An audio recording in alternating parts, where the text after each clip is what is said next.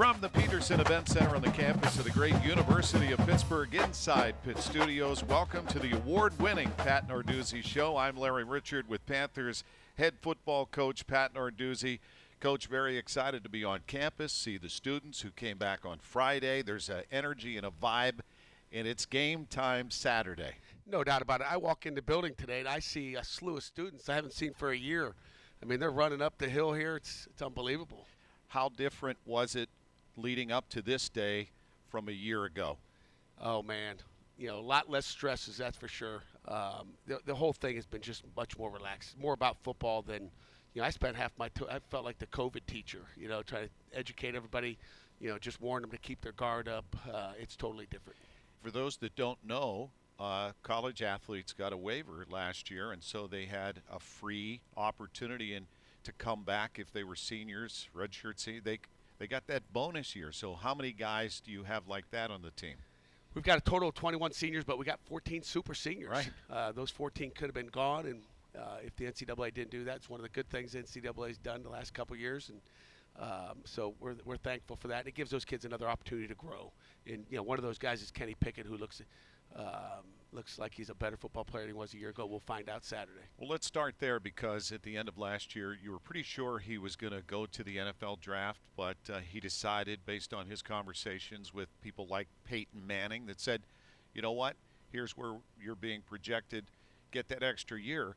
And talking to Kenny, he's so comfortable because he knows for sure this is it, and it's all in, all out. No doubt about it. I think it's a great decision. You look at DeMar Hamlin. If DeMar would have left a year ago, he got a petition for another year, and he makes the Buffalo Bills. I mean, just that extra year is just the extra thing. I mean, Kenny could be a first, second rounder. Who knows after this season? And you talked about Kenny, the difference as you watched his progression now in his fourth starting year is things slow down as you mature, and that helps a quarterback tremendously. No question about it. I mean, things happen fast. I would not want to play that position. I thought they happened fast when I played middle linebacker, because it does happen fast. But I don't have to throw the ball as a linebacker. I mean, the decisions he's got to make under duress are incredible. I think the slower the thing goes for him, the better. He'll be great in coverage. You know, he's good with his feet. He's got a pocket presence right now. And we're looking forward to today. We have one of your other captains as your featured guest, Cal Adomitis, the long snapper, and a great story. A lot of quality, and I've said this to you before, the young men that you've recruited, good people first. That's part of the plan when you look for players. No doubt about it. It's character and the type of people they are. You better enjoy being around. We spend, you know, the whole morning together every day, and you better enjoy being around them. So I enjoy being around our kids. They work hard. I watch how they practice this week, game week, you know, UMass, and they're fun to coach and easy to coach. And for fans, they're just starting to dial in. But you guys have been at this day in, day out. You know, it's been 8 months of work for those guys since, like you said, December, when, you know, really January when they came back. They had about 25 days off for Christmas because we didn't want to play in that bowl game. But these kids have been working for a long time, and you know, all during that COVID, these guys worked and worked and worked. When everybody was sitting home, zooming to all their meetings, zooming into class, you know, our football team, our coaching staff, our support staff has all been there together when nobody else was there. Speaking of the coaching staff, you have real stability. Mark Whipple on the offense, Randy Bates on the defense, and their staffs. That plays a big role as you enter your 7th season and Pitt's 132nd.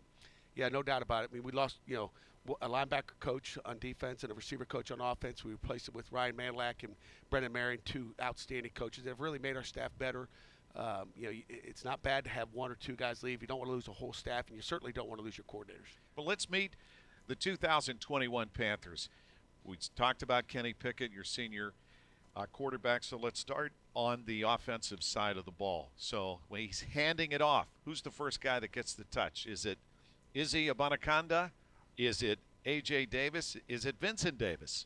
I don't know if I can tell you. I mean, here's the thing. All three of those guys are going to play. You know, I think Rodney Hill is going to play as well. I think we've got 4 guys that we feel comfortable with. AJ's really had a great camp. Izzy's had a great camp. And Vince has had a pretty good camp. Maybe not as well as those other guys, but, you know, they're all going to get carries. We're going to find out Saturday, you know, who is going to be the guy. You know, I think someone will emerge. I don't think it's going to be a 3 or 4 horse race, you know, all season long. They've all had a good camp. You can only scrimmage 2 times. We had 9 live practices. We'll find out on game day, but we feel comfortable with all those guys being in the game. And if you know anything about offensive coordinator Mark Whipple, he likes to move that ball around in the air. You got some targets back, grad transfer and senior Lucas Kroll, a tight end who could be a game changer, a difference in a game. Kenny has to target. And let's talk about your receiving core. Yeah, I mean, it starts off with Jordan Addison. Obviously he had, a few catches last year, and we expect to give him the ball as well. But, if you only got one guy there, you got issues, they can key on him. So Tayseer Mack's had an outstanding camp. He really has. He didn't have even near the type of camp last year that he's had this year. So we're happy with him. Jared Wayne has come into his own. He's another big target, kind of like a Lucas Kroll. When you look at Lucas, is 6'6". I mean, he is a man. He's a big dude. He's I big. saw him golfing. He can crush it, too, on Can the he? drive. You ever get in a scramble, you want him as your guy. Is that right? Yeah. He's your driver. Jacques Louis has been outstanding as well. So, we got some more guys after that. Yeah, Trey Tipton, your only 7th-year guy. You were kidding him at the kickoff luncheon Friday about that. Yeah, Trey's played well too. I mean, he had maybe 6 catches in the last scrimmage we had. So I think he's really confident. And again, I think the game's slowing down for him after 7 years. He's good. If we had Kenny Pickett for 7 years, it'd be slow motion out there. And so important, but they're unsung heroes many times, and that's the front line. Let's talk about those guys. Yeah, I mean, both tackles, really, we got really 4 of them that we really feel comfortable with. But when you look at left tackle, Carter Warren has been a mainstay for us at that position. He's mature. He understands what he's doing. You got Gabe Hoy, who's a totally different player than he was a year ago. He's bigger, stronger. I don't know how many people know. I don't talk injuries much, but he came off of a double surgery on both shoulders a year ago, came into last season. Didn't have a lot of practice going into it, but he is 100% healthy, and we really feel good with where he is. And Matt Gonsalves will be a swing guy. And then inside at guard, you got Marcus Minor and Blake Zabovic with Cradle as well, and Blake's had a great camp as well. So those 3 guys, and then we really miss Jimmy Morrissey. I mean, Jimmy was the man, but Owen has learned so much from him. He's the guy in there. He's the doctor at center, and he really does a nice job for us. Yeah, Owen talked about being mentored by Jimmy, and you couldn't have a better mentor playing that position. So let's flip over to defense. You've got a really great core of linebackers, and you're going to roll your defensive line too. We're going to roll at least those D tackles for sure. We've got 6 guys inside that can play for us. When you look at Keyshawn Camp and Cancer, you're playing well. Bentley, Devin Danielson, a kid named Jules. I mean, you guys haven't heard much about him. DeAndre Jules has really been good, and then of course David Graydon, our Central Catholic defensive tackle. He's had great camp. So there's all 6 of those guys are going to get time. We should have fresh guys inside. They should be energetic. And then the defensive ends. You look at Deslin, one of our captains as well, with Haba and John Morgan, and Dayon Hayes has really come on as of late. And how about your backfield? The backfield, we got a slew of DBs back there. I'm really happy with where our corners are at this point, with Marquez Williams at one corner. Damari Mathis is back after missing a year last season with an injury. So those 2 guys will be out there at the corner spot, as well as A.J. Woods has been really good. M.J. Devonshire, transfer from Kentucky, he has been outstanding as well. And then we got another freshman, Noah Bigelow, who's really stepped up where he could be in that mix of 6 corners. So fans, you're going to hear a lot of those names, and you really put a lot of pressure on your backs because you challenge them with the pressure up front. Usually it's the one-on-one, and they got to do their job. Yeah, the corners can get that done. And as well as the safeties. We didn't talk much about the safeties, but the safeties are going to be obviously always the key to our defense. The safeties play off man, our corners are pressed up. So the combination of Brandon Hill into the boundary and Eric Hallett with Rashad Battle, who was a corner a year ago, will get playing time in there. So we'll keep those guys fresh as well. Those are your 2021 Pittsburgh Panthers. And when we come back, we'll talk about the kicking game. And Coach's guest is Captain Cal Adomitis, who has been a long snapper of 50 consecutive games going into this new season. You're listening to the Pat Narduzzi Show on the Pitt Panthers Radio Network.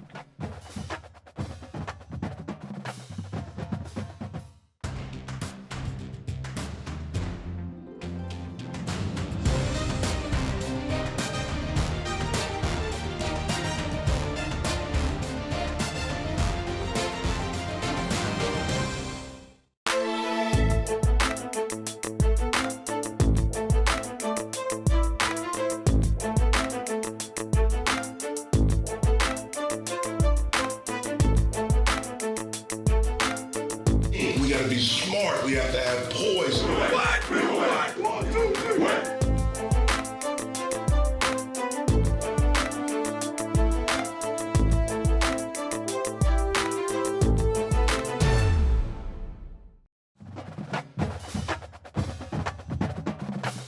Welcome back to the Pat Narduzzi Show. Get ready for Game 1. It's Pitt and the University of Massachusetts. 4 o'clock kickoff. The Minutemen come to Heinz Field, and we welcome Coach's first guest of this new season.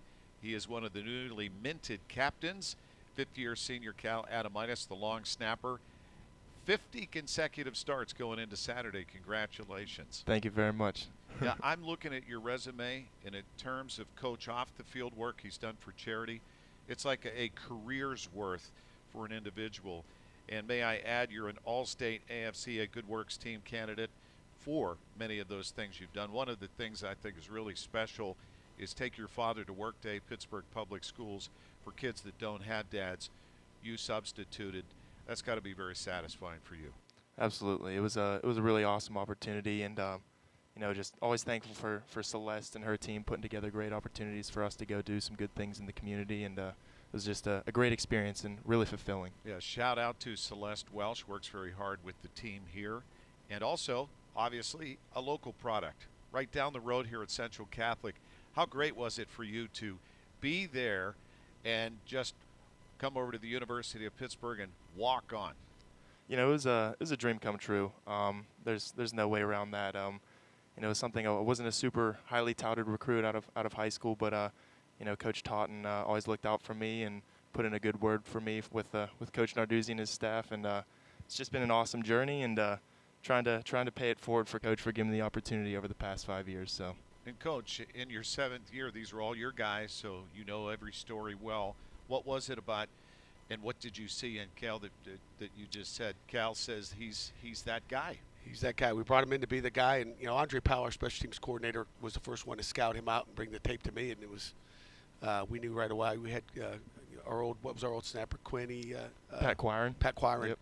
Another Central Catholic guy, was the guy when he first got here, and he took over after that, and we just knew this guy was a replacement, and it's good to have a local guy be that guy. Shout out to Coach Terry Totten from Central. I'll tell you what, the fact is you became a long snapper in your junior year at Central, right? But you were a tight end and a linebacker. Absolutely, yeah. I was a aspiring tight end and fullback, a little bit of linebacker. My older brother was a tight end, so trying to follow his footsteps a little. Coach says you're still working out with the linebackers. I'm trying to. I'm trying to stay fit. He knows what to do in all the drills. I'm wondering if we put him at Mike linebacker if he could play. We might have to check that out one day inside. I don't want to get him hurt. He's too valuable, but yeah. I think he could play Mike linebacker too. Being a long snapper is one of those positions where nobody might know your name unless you snap it over the quarterback's head, and it's part of a real intricate, well-tuned machine. So you have the long snapper, goes to the holder, in this case another senior, that guy from Australia. Absolutely. Kirk Christodoulou. And then who's going to be kicking? Because you lost Alex Kessman, all-time leading field goal leader for the University of Pittsburgh. You got 2 guys, Coach. Are you ready to name who's going to get that first call? Not tonight, Larry. Not tonight. But we, as a staff, I think we've got our guy, and we're ready to go. And the 2 names are Ben Sauls, Sam Scart. Both of them are really good kickers. It's been a tough decision to figure out which one's going in. How much do you pay attention to predictions that you hear from outside sources about where the team's going to be, the ACC or other college football teams? How closely do you follow any of that? To be quite honest, that's just something I try to keep off my radar in general. Whether it's good or bad, there's a job to be done, and I find personally I do it best when I'm just kind of focused on one day at a time doing my thing. And what gets you fired up game day? I don't really need anything to get me fired up on game day, to be quite honest. It's just the culmination of a lot of hard work, and it's good to remind myself at certain points in time too. This is what I've always dreamed of doing. So it doesn't take much to get me going with that in mind. And how different is it for you with the experience you have? You see the younger guys, and they look to you. They see how you're reacting to situations, and being a team leader now as a captain. Yeah. So there's definitely some added just importance of taking advantage of that role. But it's something that I've learned. It's not just 1 year. It's not just over camp. It's been 5 years of doing what we do and doing it well. That's made us senior captains who we are. And any one of those 21 seniors could be a captain on this team. So it's not just up to us four to lead. We have a whole bunch of seniors who are ready to step up and lead this team. Yeah, you announced officially the captains on Friday, so we know Kenny Pickett and Cal Adomitis, and you have two others. Yeah, no doubt about it. Cam Bright and Deslin Alexander are the two others on defense, and so we got one on offense, one on special teams, and two on defense this year. So we're excited. Yeah, but I mean, you've had some. If the last 50 games, the first one that jumps into my mind is Clemson and Death Valley on the road. Those kind of atmospheres. How big is it to be able to play in front of fans again? It's awesome. I mean, it just can't be beat. It's really what makes college football special. It's really what makes it what it is, just the pageantry and the pride in your university and your fan base. So everyone's fired up to get back to Hines and get the Panther Pitt and Panther Nation back behind us. So you are an academic scholar. He's done a great job, and that always is important to have athletics and academics. And you've got a bunch of those guys on your team. Really do. Every one of our seniors has graduated already. And again, with some of the super seniors, that's a for sure. But some of them were graduated a year ago. So academically, we got a bunch of great kids. And now you're in the Cats Business School working on an MBA. Yes, sir. Trying to chip away at that. So beyond football or the WWE, eventually, what would you like to do? To be quite honest, I don't know. I'm not sure exactly what route I'd want to take, but I think for me, I'm the type of guy where I just need to take it one day at a time, one task at a time, and it's worked out pretty well so far, so I'm going to keep at it. That's the beauty of being young, Coach. He's going to have an opportunity, no doubt about it. He's going to have an opportunity to play at the next level. Let's not forget, this guy turned down an opportunity to go to the Senior Bowl this year. He was invited to the best bowl game for the NFL in the Senior Bowl in Mobile, Alabama. He turned it down, and Jim Nagy couldn't believe it. He was like, he's got to come. I'm like, no, he's staying. What was in your mind when you said, no, thank you? Just something, my dad's always taught me is just finishing what you started. And, I felt like my time at Pitt wasn't done yet. And I love Pittsburgh. And, I just thought about when I'm an older guy, what am I going to think back and think about? And there was nothing at all that was telling me that I would regret coming back and playing with my best buds for one more year. Newly minted Hall of Famer Jimbo Covert talked to you guys on Friday, heart to heart, about how important these moments are, and they will last, these relationships, for the rest of your life. Absolutely. I mean, I'll never forget him saying that he'd give up, the gold jacket to be in our seats one more time. And I mean, if that doesn't solidify your decision, I don't know what would. Cal Adomitis, senior captain, long snapper, and starting his 51st game. Pitt, UMass, 4 o'clock at Heinz Field. We'll be on the air at 2 with the pregame show. Great to see you again. You're a credit to this city, this university, Central Catholic, and your family, and we wish you all the best. Thank you, Larry. When we come back, we're going to talk to former Pitt quarterback Pat Bostic, and we'll get a look at UMass. You're listening to the Pat Narduzzi Show on the Pitt Panthers Radio Network.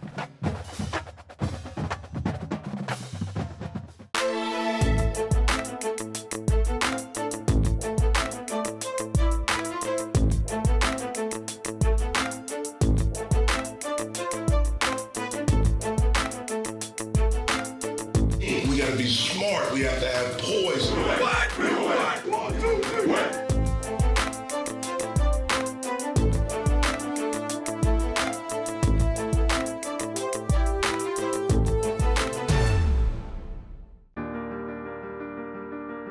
Last year was unique. It was odd not hearing the fans in the stands. I can't wait for this year to start. Let's return to Hines. The band, The crowd. the hits, the big hits. The college game day. The scrambles. The big catches. The sacks. The celebrations. One more dive to the pylon.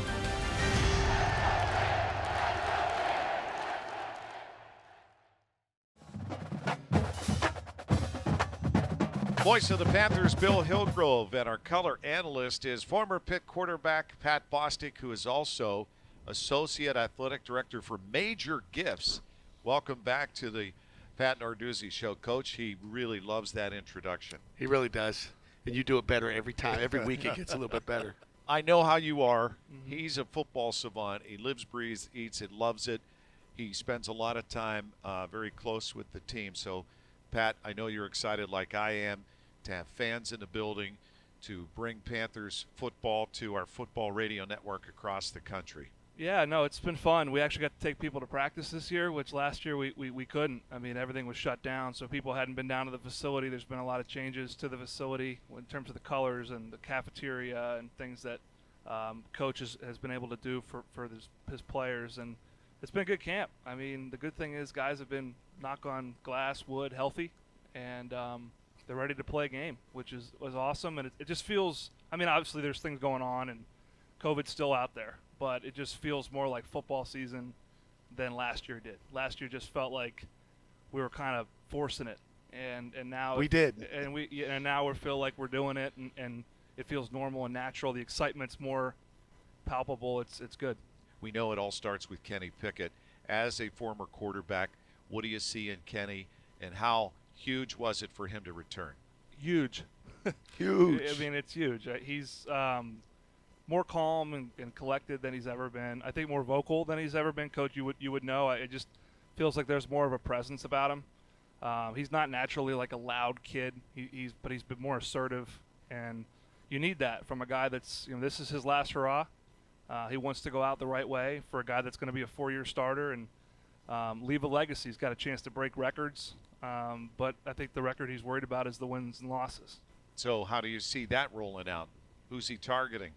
It could be anybody. I mean, I think they're, I don't know, seven, eight deep at receiver. At least 6. We got 6 for sure. Yeah, but I mean, you don't know. There's guys, young guys that are really good. Melky Stovall is a transfer that, people don't know about. That's quick in the slot, and obviously it's Addison Wayne, Shockey, Taysir Mack, Lucas Kroll. 2 games of him, a game and a half last year. Gavin Bartholomew, the tight end. There's Izzy out of the backfield, AJ out of the backfield. They can come at you a lot of different ways, and you see that in camp. And I think you just watch some of the explosives in camp. There are more explosive plays. Key is up front. I know your left guard transfer, Marcus Minor, got to meet him a little bit at the kickoff luncheon Friday. Something about him, he's got a good vibe to him, just a good sense. It's because he's communication. He wants to take your seat. He told me that. He did. Basically, Kenny said, yeah, he wants to take your job. That's cool. Yeah, that's cool. Let him finish first, though. He seems like a really good young man, and he has a relationship, you could tell clearly, with Kenny. Now, I understand Kenny's taking all the linemen to dinner every week, too. It's good for Kenny. It's good for the Hogs. Well, Kenny made national news because he used his opportunity with this NIL, name, image, and likeness thing, which is thrown kind of a whole – that's a subject for maybe another time. But the fact is he chose to take care of his guys as part of that, and I thought that was recognized nationally. No doubt about it. And he's not a me guy. And that was his first deal. That was his very first deal. And it wasn't like, I came up to him and said, hey, why don't you try this? He did it by himself. Yeah, that speaks volumes. So we want to talk about defense, too, and we want to talk about UMass. These two teams have never met, 132 years of Pitt football. What we know about them, and we'll do that when we come back with Pat Bostic. You're listening to the Pat Narduzzi Show on the Pitt Panthers Radio Network.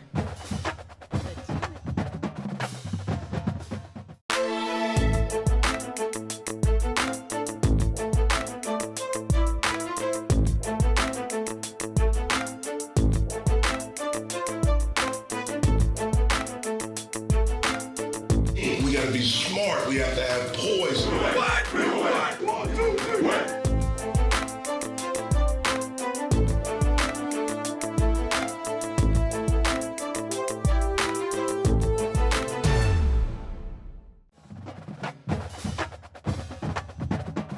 Welcome back to the Pat Narduzzi Show. I'm Larry Richard, former Pitt quarterback and our color analyst. Pat Bostic is with us, and it's time for What You Need to Know About UMass, brought to you by PNC Bank. Make today the day. We don't know a lot about this team, do we? Lytle threw one pass at Colorado that we have on videotape. One. That's it. Like, does he like to throw the flat to the field, curls, deep?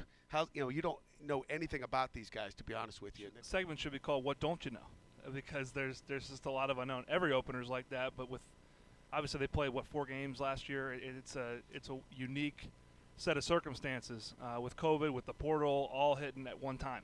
So it makes it it's an opponent you've never played. I don't think that's an issue maybe with game one, but normally you might try to, if you felt like you had on paper a lesser opponent, get your team to not let up. But I don't think you're going to have that issue with game one. These guys are like pent up. I sure hope so. We've coached against that, and I think we got a pretty mature team that's going to go out and take care of business. They've practiced, on Tuesday and today, Wednesday it is, the right way. The one thing we do know about these guys is, the offense coordinator is going to be Walt Bell. He's called some of the plays there in the past. Had an opportunity to go back and watch a 2016 game, Maryland versus Michigan State. Similar defense, to see how they attacked them, and you see a lot of similarities. So you kind of got an idea of how they like to attack you, what they'll try to do. So we've really studied not only the UMass tape, but some of his games that he called at Maryland. I would imagine your guys are sick of hitting each other, so at least they get to play somebody else. And our offense is so multiple, guys, that we see a little bit of everything. I mean, our offense does everything you can possibly do, from empty to 2 backs and 2 tight ends. So defensively, we're prepared. Offensively, we get to dictate. It won't matter what they do. We got to go out and execute. Coach, I would imagine you're just chomping to get this thing going. We got one more day of preparation tomorrow. We all are, I think. But as you get down to game week, there's so many little things you want to, make sure you get taken care of. You never know if it comes down to an onside kick. I mean, there's just details that as coaches, I'm sure the fans are jacked up. I know my kids are. I know our players are. As coaches, you just, one day at a time, and Saturday will come soon enough. What's your week like on game week? So what do you go through, the process? Well, Sunday, we try to, finish up the last game, and then, Monday it's all just game planning. And again, this summer we've had a big game plan on UMass already, so we've already had a tentative one. But we kind of go through the process of preparing the same way. And then we practice Tuesday, practice Wednesday, practice Thursday, and continue to game plan different situations. Whether it's today was 3rd down and 2 minute, so we're still doing a lot of different things. You're working on, hey, what are you going to do at the end of a game, as far as just trying to eat up the clock versus what they do. I mean, there's just situations you work throughout the week, and Thursdays are what we call perfect Thursday practice, which we try to make sure everything is cleaned up and done. When we leave the office on Thursday, we're ready to go. Friday's just a walkthrough, and Saturday we line it up. Coach, good luck against the UMass Minutemen Saturday at 4, and we'll be on the air with our pregame at 2. Thanks, Larry. Head Hail to coach Pitt. Pat Narduzzi, and our thanks to our executive producer, PJ Kamancic, Matt Harkins for Amanda Soleil producing here at the Pete, Cale Berger back in master control, plus his game day contributions. Pittsball Bardo and his team, they do an outstanding job, along with Casey Garrow inside the bubble. And a special thanks to Executive Associate Athletic Director of Media Relations, E.J. Borghetti, who provides the press and me with everything we need to do the best job we can covering the University of Pittsburgh. Pitt Beyond the Script airs Saturday, AT&T Sportsnet Pittsburgh at 10:30 a.m. We'll see you at Heinz Field. Hail to Pitt.